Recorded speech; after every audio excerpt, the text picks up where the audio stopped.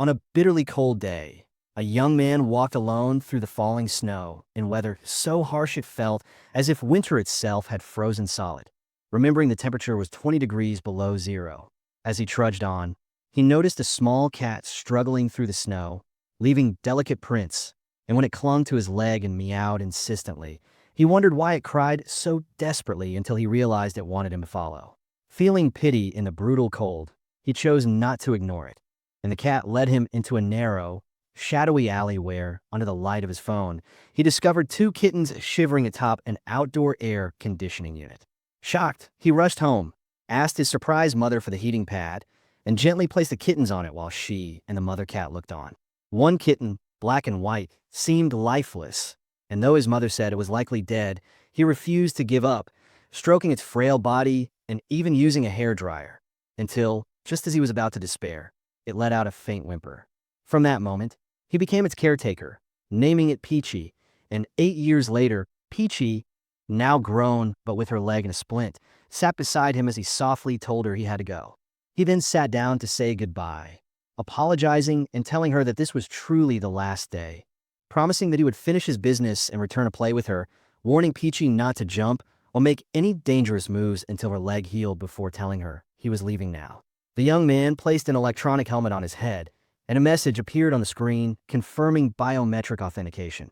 As the helmet lit up, another message indicated a successful login to the world of Meta area under the name Servant Kim. Inside the game, Servant Kim performed a solemn religious ritual, odds for strength to punish injustice, blessings for the warriors, resilience for their spirits, and protection against evil energy, before ordering one of the warrior ranks to advance as he fully immersed himself in the battle's atmosphere. The clash raged fiercely as his team faced a massive monster, while golden holy strikes rained down upon it from above. But the creature retaliated with a violent wave of purple energy that sent the warriors sprawling, then forged a sword of pure energy for another devastating attack. After days of relentless struggle, the battle was finally reaching its conclusion, with the final Flash team on the brink of becoming the first in block. Servant Kim braced himself to block the monster's strike with his shield, which glowed with the emblem of a shining lion, while Locke unleashed a volley of projectiles through magic circles that fused into a colossal beam, obliterating the ground beneath the warriors until Kim intercepted it with a shield. Immediately after, he commanded the first rank to hold their positions and ordered the third rank to retreat, warning them of an even greater assault that was about to come. The monster's devastating attack continued to damage the warrior ranks, so he ordered the second rank to line up behind him, announcing that the monster was about to enter its final phase. The warriors prepared to use their ultimate skill as glowing hexagonal shields began to appear, while in response, Locke also prepared to launch its strongest attack. Servant Kim explained that this was the monster's last attempt and asked everyone to remain alert, assuring them that they would finish it off using the second rank's ultimate skill. He activated his defensive skills using Holy Shield, Sanctuary Blessing, declaring himself the unbreakable shield. He assured them that they had reached the point where all other teams had failed and stressed the need to follow the plan precisely or the entire team would be wiped out. They had entered a phase no one had reached before, and their success depended entirely on his ability to block the monster's upcoming attack. Locke fired a massive beam of purple energy from its mouth, and the faces of all team members were filled with determination. Their plan was to endure and then launch an all-out attack to end the battle. Filled with the hope that they would be the first to achieve this historic feat, Servant Kim knelt behind his glowing hexagonal shield, ready to receive the immense blow, but at the crucial moment, he disappeared, and a message appeared announcing his logout from the game. The rest of the team was left in complete shock and disbelief, and one of them began to scream in despair, asking where their leader had gone. In the real world, a system message appeared on the young man's screen, stating that an abnormal condition had been detected in his body, and the connection was forcibly terminated, asking if he needed immediate rescue.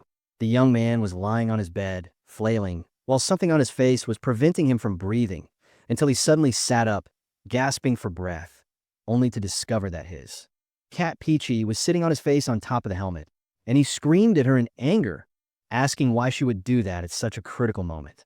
His scream echoed outside his window as the reality sank in. Because of his sudden logout, his team had failed the battle, and a rival squad seized the chance to claim the historic first achievement of defeating the monster. The young man cried out in anguish, knowing his team had lost valuable rating points, dropped in the rankings, and wasted 5 months of preparation. As expected, the aftermath turned into a tragedy, sparking a major legal meeting to discuss the consequences of the raid's failure. The game's meta area had become a worldwide phenomenon, hailed as the first true metaverse, and after its release, countless people preferred living within it rather than in reality, with work, careers, and even daily routines tied to the virtual world. Society shifted to the point where it was no longer strange for someone to introduce their occupation as an archer, and top players in the meta area gained wealth, fame, and even national recognition. With professional players on the rise, new laws were drafted, and specialized firms like the Dodo law firm emerged to handle disputes. One law, in particular, allowed monster raid teams to demand compensation from a member responsible for a failed raid. Because of this, official contracts became standard before major events. During one such meeting, team members looked visibly displeased as a claim was filed against Servant Kim by 15 plaintiffs, demanding enormous compensation for their ranking loss, a canceled sponsorship deal, and wasted months of effort, with the total amount reaching an astronomical $1,125,000,000. Stunned, the young man struggled to process the sum while the lawyer formally read the demand. He explained that their squad had 10 core members and 15 mercenaries, and though disagreements arose, the session ended with him agreeing to pay, comforted somewhat by the support of his 9 closest teammates. Still feeling crushed, he left the law firm in defeat, only to hear a voice call out to him, addressing him as leader. The man asked if it was true that he had sold his gear in the game, and he admitted it was, explaining that it had been the only way to compensate the mercenaries, recalling with a heavy heart how he had parted with all his precious items worth hundreds of millions. The man then asked why he wanted to play solo now, and the young man smiled as he explained that ever since becoming raid leader, he had hardly spent any time with his cat and felt guilty toward her. To his surprise, the man announced that he was quitting the game altogether, shocking him, and though he felt responsible and apologized, the man reassured him that he understood and held no resentment.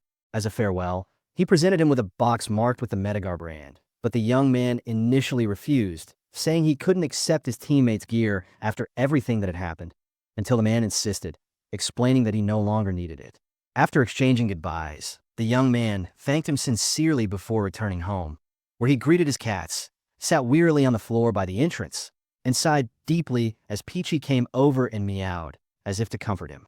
Lost in thought, he wondered what to do next, since all his post-retirement plans had relied on the gear he had just sold. When he noticed Peachy trying to jump and play, he gently scolded her, reminding her not to strain herself until her leg was fully healed, but she insisted, and touched by her determination, he agreed to play with her for just 5 minutes. He began with warm-up exercises, dragging a mouse-shaped toy across the floor while his cat stared at it with fierce concentration. She quickly became enthusiastically engaged in the game, chasing the toy across the room, and the young man thought about how frustrated his energetic cat must have been during her injury when she couldn't move freely.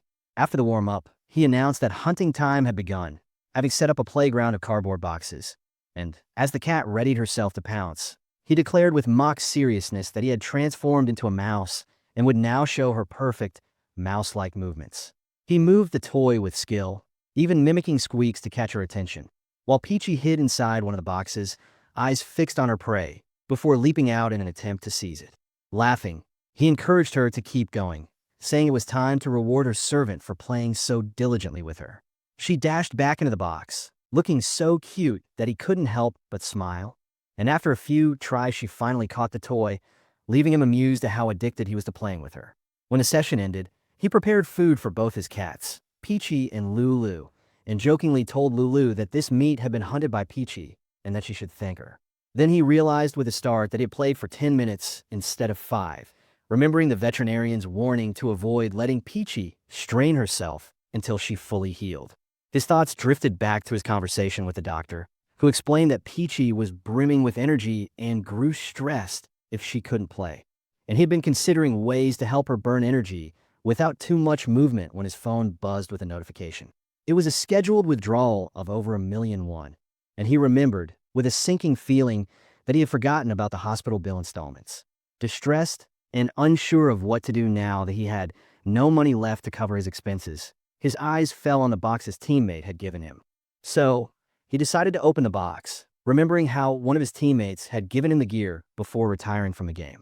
Turning to his cat Peachy, he told her she was partly responsible for this incident and that if she ever met his teammate, she should apologize to him.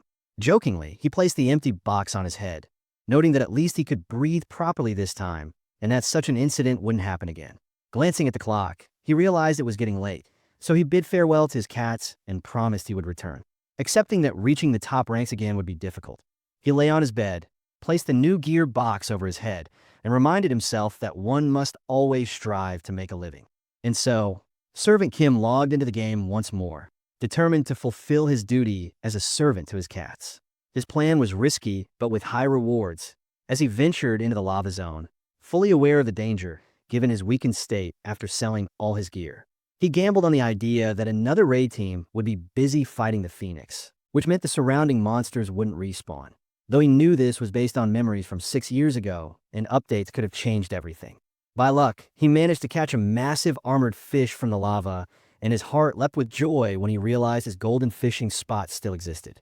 The fish was a lava buoy, a rare ingredient, and he calculated that catching 50 of them would be enough to cover his hospital installment. Settling down, he quietly cast his line again, reflecting on how long it had been since he spent time alone like this, since the past 5 years had been consumed entirely by raids with his team. Though he had lost everything he had built in a single moment, he felt an unexpected peace wash over him, his eyes welling with tears as he wondered if something had gotten into them. Suddenly, he sensed something strange and alarming, wondering in shock if the Phoenix was respawning earlier than expected. A massive vortex opened in the sky, and from it a blinding beam of light crashed into the ground, unleashing a devastating shockwave. Out of the light emerged a creature resembling a wolf, its body wreathed in pale, celestial flames. The young man immediately realized this was no Phoenix. It was a new boss monster, majestic and terrifying, clearly designed for a raid team to defeat. With his current strength, escape was impossible, and facing it alone would be suicide. Cursing his awful luck, he lamented that he had only managed to catch a single fish before a new monster appeared to claim his only fishing spot. Desperately, he hoped it would simply leave, but his blood ran cold as he suddenly felt the monster's enormous jaws right behind his head. Terrified, he braced for the end, yet the beast didn't strike. Instead, it leaned forward and licked his face with its massive tongue. Bewildered and dripping with saliva, he tried to comprehend this bizarre behavior, even half-jokingly wondering if the monster intended to drown him with slobber. Disgusted and furious, he shouted at it to kill him quickly and cleanly, snapping that he was in no mood for this torment. In a final act of defiance, he pointed at the creature and declared that though it could kill him now, because he was weak, he swore one day he would be the one to defeat it. The colossal beast tilted its head curiously at him, then let out a deep, rumbling meow. Stunned, the young man froze, questioning his own ears, only to confirm that he had indeed heard a meow. He concluded that the monster was designed in the form of a cat, and found himself oddly impressed by the creative idea of making such a majestic, fearsome, and non-cute cat. Then, out of nowhere, a bold idea struck him. He connected the fact that the monster resembled a cat, and that he was holding a fishing rod, and thought he might survive if he used the bait to distract it before escaping. Deciding to take the gamble, he shouted at the beast to wait and promised it a treat, then hurled the fish he had caught. Though he doubted it would work, he figured it was worth trying, and to his shock, the plan succeeded. The monster eagerly pounced on the fish. Relieved but conflicted, he paused and tugged on the line, unwilling to part with the catch so easily, but the creature held it firmly. Panicking, he threw the rod aside and chose survival over stubbornness. The monster devoured the entire fish in one gulp, licking its lips with satisfaction, but once it finished, its fiery gaze returned to him. In a flash, it lunged forward with staggering speed, unleashing a wave of energy and a deafening howl. Fear gripped him as he questioned what kind of creature this truly was, until the system abruptly announced his death, informing him he would respawn as a ghost in the graveyard. As a spirit, he watched the monster curiously nudge his corpse, praying it would lose interest, but instead it rolled him over and began kneading his chest with its massive paws like a house cat. Horrified by this bizarre sight, he quickly fled to the graveyard. There, in front of a towering angel statue, he was given the option to revive at the cost of losing 5% of his experience. With a heavy sigh, he accepted, determined to reclaim his fishing spot. Pulling up the map, he reasoned that since the lava zone belonged to the Phoenix, the new monster's appearance was likely temporary. Holding on to that fragile hope, he drifted back as a ghost toward the lava zone, praying the cat-like beast had vanished. But his hope was shattered when he saw the monster still there, circling his lifeless body. He couldn't understand why it was guarding his corpse instead of leaving, until he assumed with growing dread that the damn cat was waiting for him to revive just so it could kill him again. Realizing he had only one possible solution, he devised a simple two-step plan. First, revive the moment the monster turned its back, and second, sprint in the opposite direction as fast as possible. He stayed put, watching carefully for his chance. The beast eventually laid down beside his body and seemed to drift off, and he knew this was the opportunity he had been waiting for. Without hesitation, he accepted the revival option and reappeared beside the slumbering creature. Nervously swallowing, he tried to sneak away, but before he could even take a second step, the monster's eyes snapped open and it rose up behind him. Frozen in terror, he wondered if it had only been pretending to sleep. Then he felt its massive paw press down heavily on his shoulder. He screamed and tried to break free, but the beast caught him easily and crushed him with a single devastating blow, instantly triggering the "you have died" message once again. The monster gazed down at his body with what looked like a confused expression. Back in the graveyard, he was presented with the revival option yet again, and he thought bitterly that he had finally discovered a reliable way to escape, never imagining that one day he would use the tactical maneuvers he had once practiced in the army. This time, when he revived, he didn't run.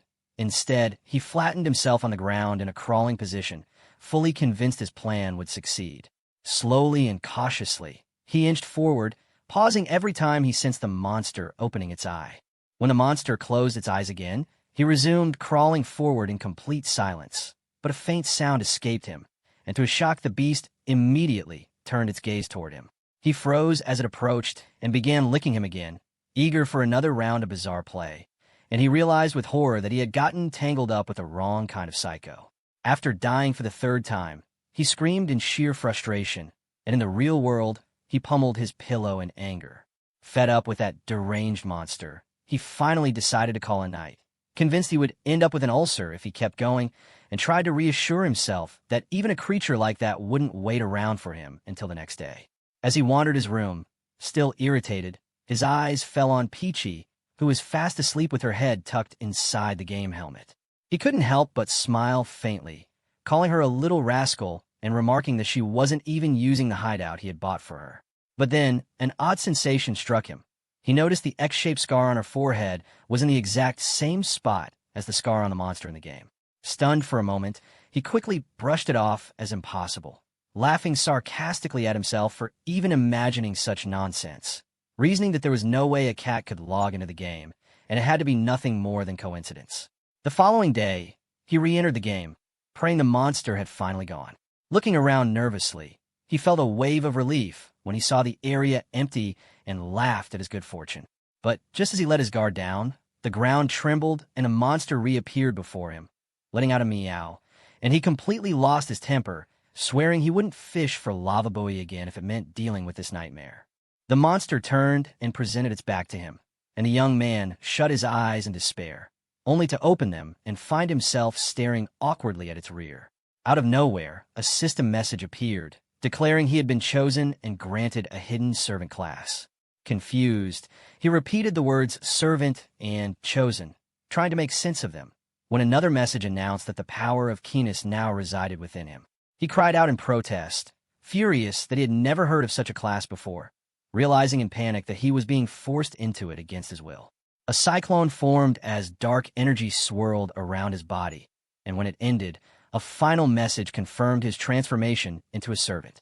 Stunned and angry, he wondered what had happened to his Holy Knight character and why his class had been overwritten. Suddenly, a voice echoed in his head, addressing him as servant and asking if he could hear it, and he realized with horror that it was the giant cat speaking directly into his mind. The voice introduced itself with an overlong, grandiose title, proclaiming it was the conqueror who descended to stain the earth with darkness, the embodiment of shadow, keenness, protector of the three kingdoms, and first emperor of Noxtera. Sarcastically, the young man noted that the beast was still facing away, forcing him to receive a pompous lecture from its rear. Keenus then explained that something had gone wrong during its summoning, and its body could not move properly, which was why it had chosen him as its servant. Bewildered, the young man wondered if this was some hidden quest and asked what Keenus wanted from him, only to be told he must become its hands and feet and aid it in reclaiming its true body. A tutorial quest window appeared, instructing him to learn his duties, practice skills, and check his master's status with a mysterious reward called RPP, which immediately piqued his curiosity. Suddenly, the monster began acting like an ordinary cat, rubbing its body against his leg and meowing, which startled him until he realized it was doing what people called butt rubbing. Irritated, he complained about this absurd situation where his class had been forcibly changed, and now he was expected to serve. In response, Keenus calmly stated that if he disliked it, he could be returned to his former state. The young man, however, decided to investigate this new class first and discovered that a servant serves their master while earning role-playing points, RP, that can be spent to wield the master's abilities. Reviewing his listed duties, checking the master's status, providing a comfortable home, and offering delicious treats, he noted they resembled the obligations of a cat caretaker more than those of a warrior. Deciding to figure out how the points worked later, he completed the quest and opened his skills window, which oddly included hunt a monster and make snacks, leading him to conclude the servant class was essentially a tamer role. As he contemplated quitting, the reminder of the hospital bills came to mind, sparking a new idea. If he could negotiate his rewards and working hours, the situation might not be entirely bad. Changing his tone completely, he addressed the monster with respect, acknowledging its frustration, and formally introduced himself as Servant Kim, boasting that he was an expert in studying cats and assuring Keenus it had chosen wisely. When Keenus asked if he could truly handle the task, he confidently replied that actions spoke louder than words. The young man knew the monster did not fear him, but he chose to turn that into an advantage by explaining to Keenus that cats dislike strangers approaching, then carefully reached out to pet the creature. To his surprise, the monster responded happily, rubbing against him and meowing, and Keenus, impressed by the scene, admitted it was starting to trust him, to which the young man confidently replied that it would never find a servant like him. A message appeared announcing that their communication was successful, showing Keenus's status as anxious with a high stress index, thus completing the quest to check its condition. Curious about the cause of his master's stress, the young man quickly realized monsters were beginning to respawn in the area, and when a small fire salamander appeared, he informed Keenus that it was in a state of severe anxiety.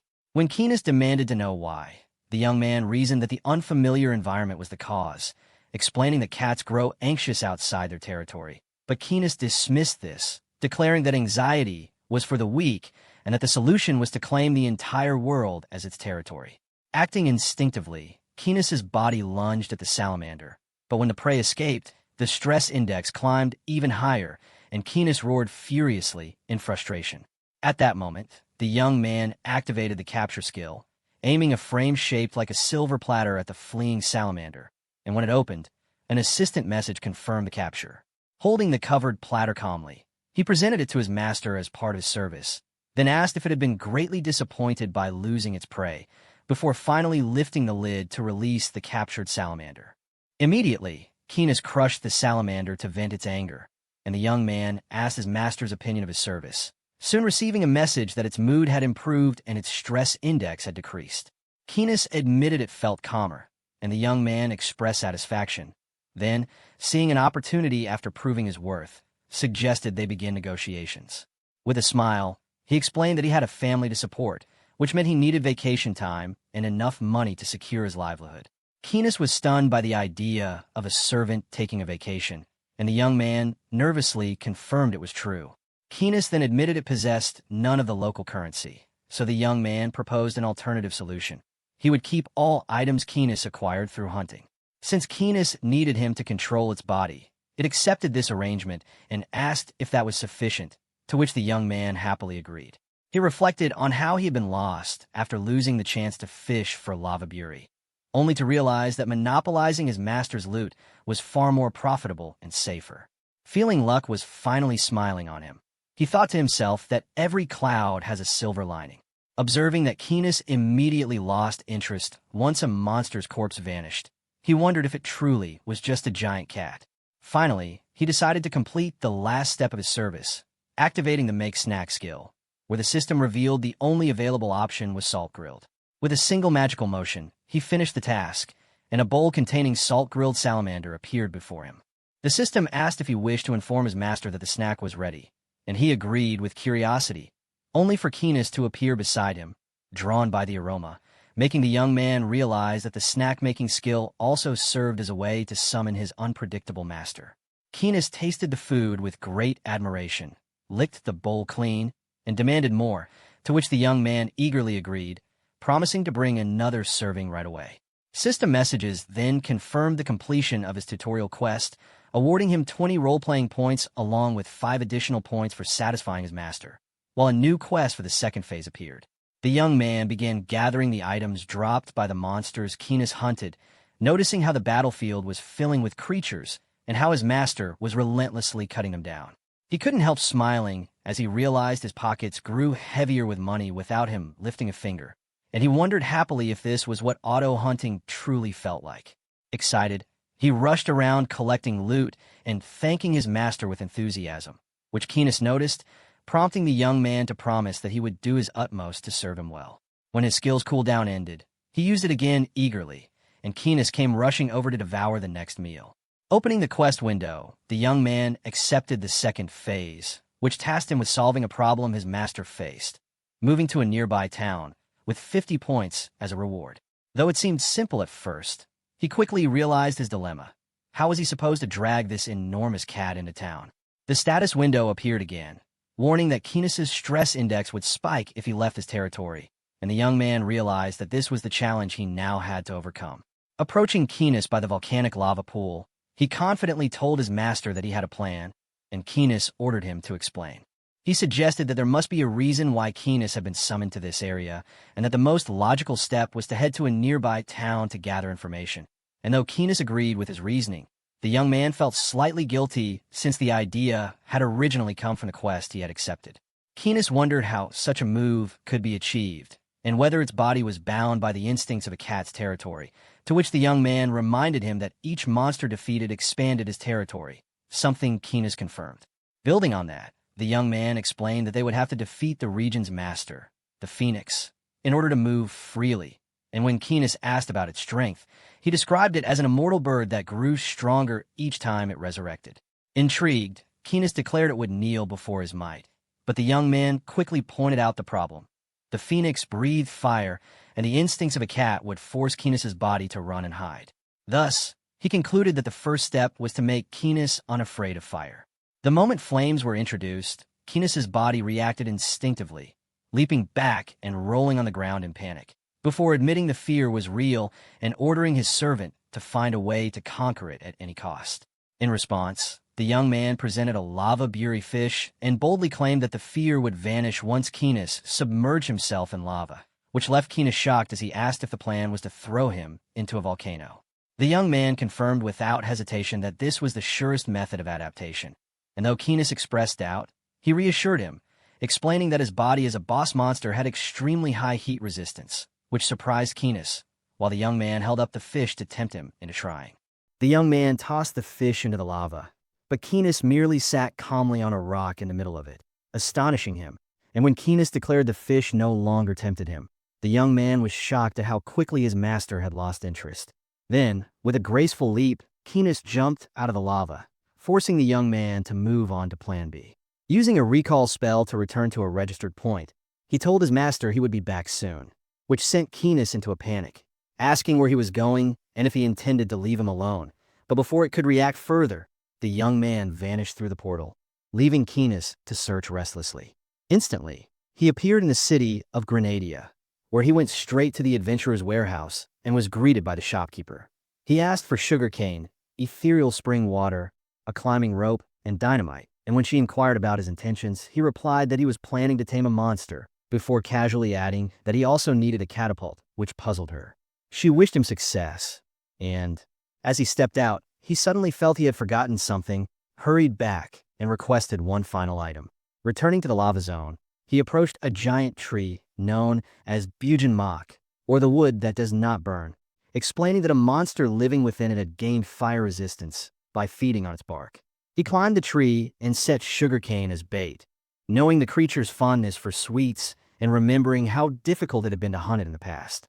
The tree began to shake as a fiery monster burst out, introducing itself as Kororos, the great guardian of the underworld, and angrily demanding to know who dared disturb its slumber. While Kororos devoured the sugarcane, the young man poured ethereal spring water on it, a substance capable of extinguishing even the fiercest flames and stripping fire resistance for 5 minutes. And with satisfaction, he noted that the favorite prey of cats was always the mouse. As Kororos' flames were snuffed out and the mighty guardian of the underworld transformed into a small, fluffy pink fire mouse. The fire mouse cried out in shock, demanding to know what the young man had done. But he cheerfully replied that it looked as cute as always, which only angered the creature further as it threatened him, though he continued to mock it. When the mouse tried a bargain, promising to spare his life in exchange for sugarcane, he dismissed it as pathetically cute, and sensing something was wrong, the mouse realized it could not use its fire and chose to attack physically, shouting that it had already given him a chance to live. Yet in the middle of its assault, it suddenly turned and bolted, vowing to kill him the next time they met.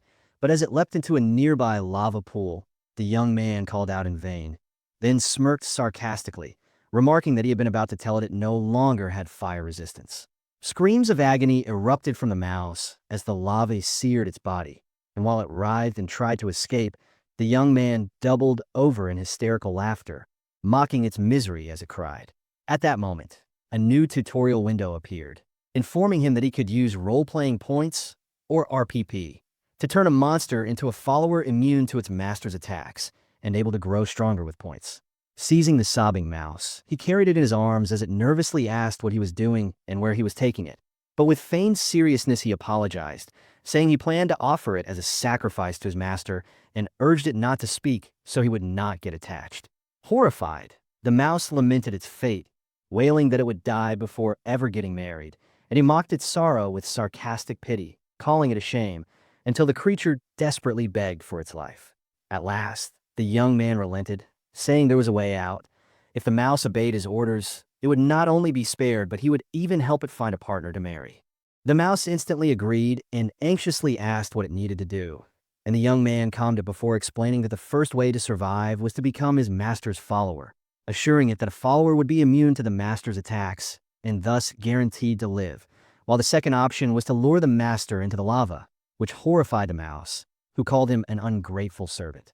Reluctantly, the mouse chose the first option and reminded him of his promise. So the young man opened the Create Follower window and activated the process as a magic circle formed around the fire mouse, transforming it into pure essence and sealing it beneath his silver platter, with the system confirming that the fire mouse had been registered as a follower.